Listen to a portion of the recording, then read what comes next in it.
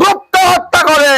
ইনকিলাব ইনকিলাব জিন্দাবাদ জিন্দাবাদ জিন্দাবাদ জিন্দাবাদ ইনকিলাব ইনকিলাব খুনি হাসিনার ফাঁসি দে, রশি লাগলে রশি দে ফাঁসি লাগলে রশি দে, খুনি হাসিনার ফাঁসি দে খুনি হাসিনার ফাঁসি দে, রশি লাগলে রশি দে খুনি হাসিনার ফাঁসি দে, রশি লাগলে রশি দে খুনি হাসিনার ফাঁসি দে।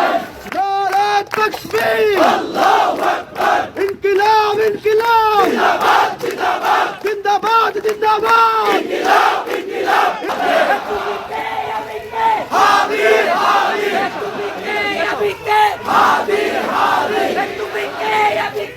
হাদির হাদির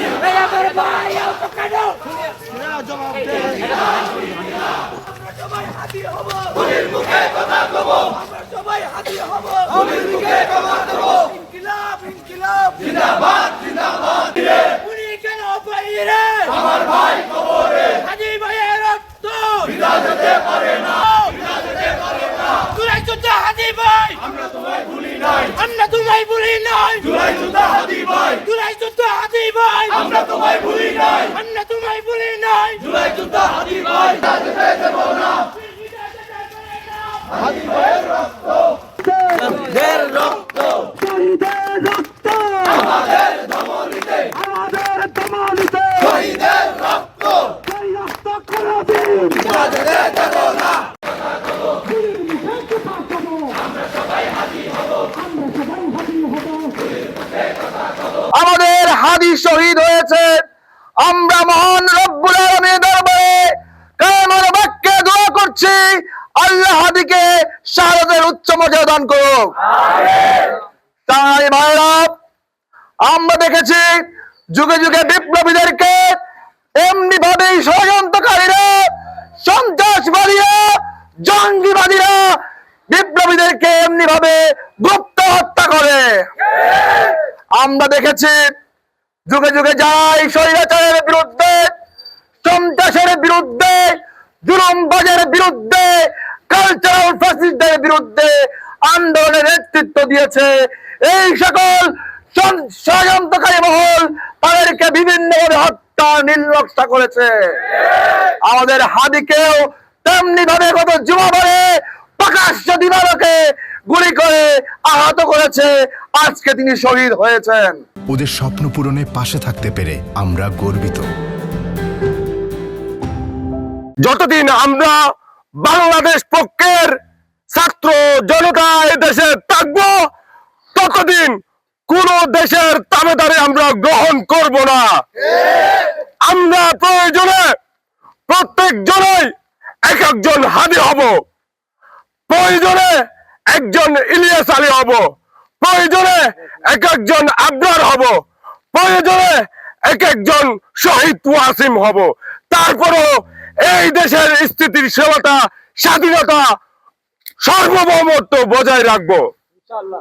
পরিশেষে ইন্টারিম সরকারকে বলতে চাই, আপনারা যদি আমাদের জানমালের নিরাপত্তা দিতে না পারেন, আপনারা দায়িত্ব থেকে ফিরে যান, আপনারা পদত্যাগ করুন।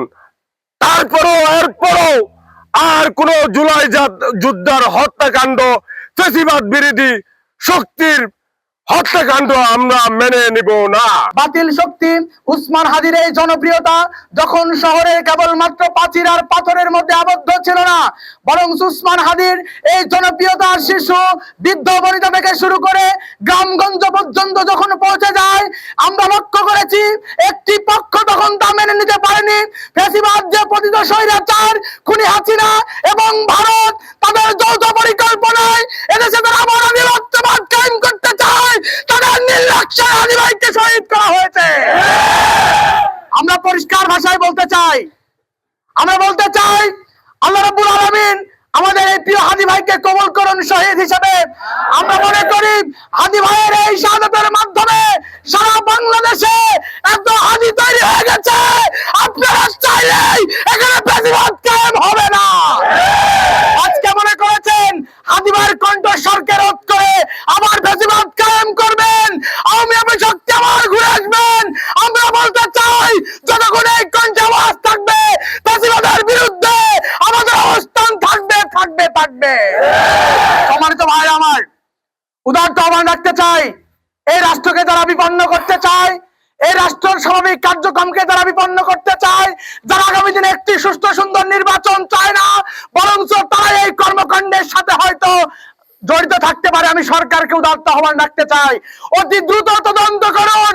উত্তরপাড়াকে বলতে চাই, 626 জনকে দায় মুক্তি দেওয়ার মাধ্যমে পলানোর যে সুযোগ দিয়েছেন, আপনারা চাইলে এই দুজন কিলারকে ধরা খুব কঠিন ছিল না। আমরা কোনো গুজরাটের যুদ্ধকে হারাতে চাই না।